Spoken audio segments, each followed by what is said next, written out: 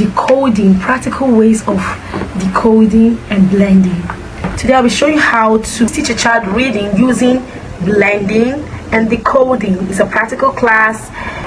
These are two important phonic skills that a child needs if they must learn how to read. They must learn how to decode and how to blend. Decoding, when a child joins individual sounds together to form a word. Individual sounds join together to form a word. That's blending. What sound does this say? Very good. Now imagine the letter name C and you expect her to read. It's going to be a bit tough. Sound. Very good. You want a child who has already known her sound to blend this together. And is what? And this is? And this is? It's easy to say cat, and that is what we call blend. Remember, you don't tell a child C-A-T. If you start saying C-A-T to a child, you will keep telling the child every other word. The child will be so dependent on you. Remember, these days, we don't want to raise kids that are dependent. The child will read, or the child will end up guessing. The child will see a word that starts with, maybe the child can see this word. And because the child already knows that this is, you already told the child that this is C-A-T, cat. The child will also think that this is also going to say C. You understand? Just look at it and say cat. Not knowing that the sound has changed. So, but when you teach a child to read using the individual sounds, the child can actually look at this and say cat. And try to blend and say cat. So we don't teach a child the letter names. Another important aspect to teaching reading is what we call decoding. So we're going to talk about decoding. The ability of a child, decoding is the ability of a child to look at a written word and figure out the sounds in it.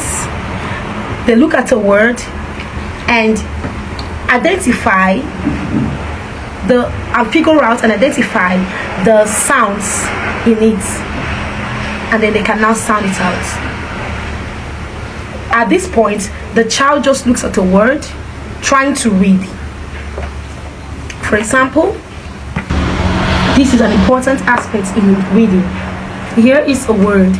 A child who can decode will look at this word and know that this is what? Ow. Good. So she found ow. So we have ow. Already we have ow. Now the child can know that this is this is ow, and this is and can say mound. And of course this child can still decode that this is AI says A I will say A, and this is saying, and now we can break it into syllable.